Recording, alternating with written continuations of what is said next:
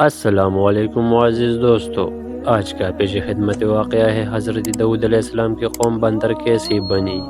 یہ کہانی قرآن پاک کی ایک اہم تعلیمات پر مبنی ہے جو ہمیں اللہ کے احکامات کی نافرمانی کے نتائج کے بارے میں بتاتی ہے۔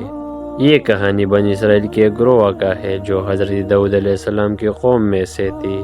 حضرت داؤد علیہ السلام اللہ کی برگزیدہ نبی اور بادشاہ تھے جنہیں حکمت، شجاعت اور انصاف سے نوازا گیا تھا۔ ان کی قوم کو بے شمار نعمتیں ملی تھی۔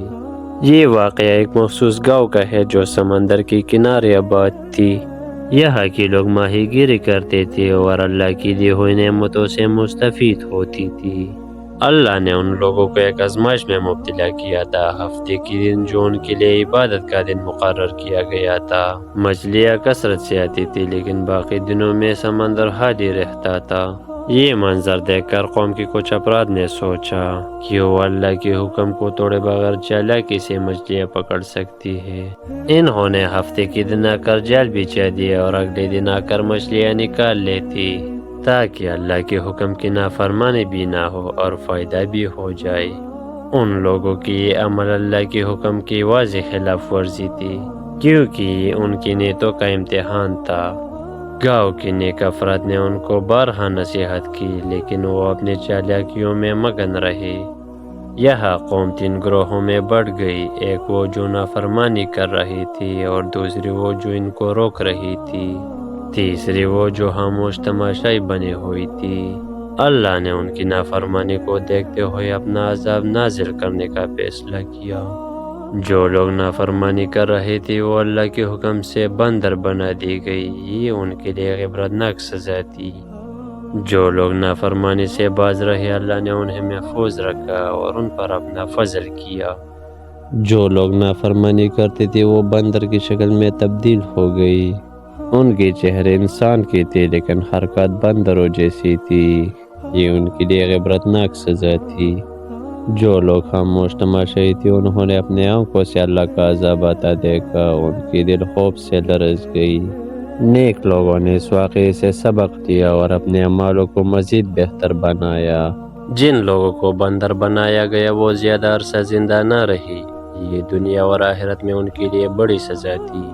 یہ خبر جلد ہی بنی اسرائیل کے باقی علاقوں تک پھیل گئی اور لوگوں کے دلوں میں اللہ کا خوف بڑھ گیا۔ نیک لوگوں نے اس واقعے کو ایک مثال بنا کر باقی لوگوں کو نصیحت کی کہ اللہ کے حکم کی نافرمانی ہمیشہ تباہی ہوتا ہے۔ یہ واقعہ یہ بھی سکھاتا ہے کہ گناہ کے عادی لوگ اپنے عمل کو صحیح ثابت کرنے کے لیے بہانے بناتے ہیں۔ خاموش رہنے والے لوگوں نے اس بات کا ادراک کیا کہ ظلم یا نافرمانی دیکھ کر خاموش رہنا بھی گناہ کے زمرے میں آتا ہے۔ جو لوگ اللہ کے احکامات پر عمل کرتا ہے انہیں دنیا میں سکون اور آخرت میں انعام ملتا ہے۔ بندر بنائے لوگوں کو ان کے عمل کی سزا ملی، نہ کسی کام آ سکے اور نہ ہی اپنی حالت بدل سکی۔ حضرت داؤد علیہ السلام نے اللہ سے دعا کی کہ ان کی قوم کو ہدایت ملے اور وہ ہمیشہ اللہ کے راستے پر چلے۔ یہ دن اس بات کی یاد دہانی ہے کہ اللہ کے مقرر کردہ دن اور احکامات کی خلاف ورزی نہ کیا جائے۔ شیطان نے ہمیشہ انسان کو بہکایا ہے لیکن عقل مند وہی ہے جو ان وسوسوں سے بچ کر اللہ کی رضا حاصل کرے۔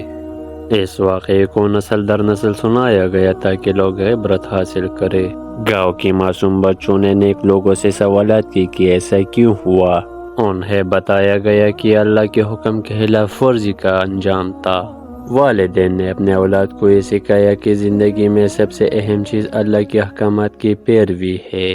جو لوگ برائی کے خلاف کھڑے ہوئے اللہ نے انہیں دنیا میں امن اور آخرت میں کامیابی کا وعدہ دیا۔ ایک بزرگ نے کہا، اللہ ہمیں آزماتا ہے تاکہ ہمارے ایمان کا امتحان لے اور ہمیں صحیح اور غلط کا مطلب سمجھائے۔ گاؤں کے لوگوں نے اجتماعی طور پر اس واقعے سے سبق لینے کی کوشش کی اور آئندہ کے لیے اللہ کے احکامات پر عمل کرنے کا عہد کیا۔ یہ کہانی ہمیں یہ سکھاتی ہے کہ اللہ کے احکامات پر عمل کرنے میں ہی دنیا اور آخرت کی کامیابی ہے۔ ہمیں اپنی زندگی اللہ کی مرضی کے مطابق گزارنا چاہیے۔ جی دوستو، تو یہ تھا ایک چھوٹا سا واقعہ حضرت داؤد علیہ السلام کی قوم کا۔ اگر آپ لوگوں کو یہ واقعہ پسند آئے ہو تو براہ کرم اس ویڈیو کو لائک اور مزید ایسی تاریخی اور اسلامی کہانیوں کے لیے ہمارے چینل کو سبسکرائب کریں اور اس ویڈیو کو اپنے دوستوں کے ساتھ شیئر کریں۔ جزاک اللہ۔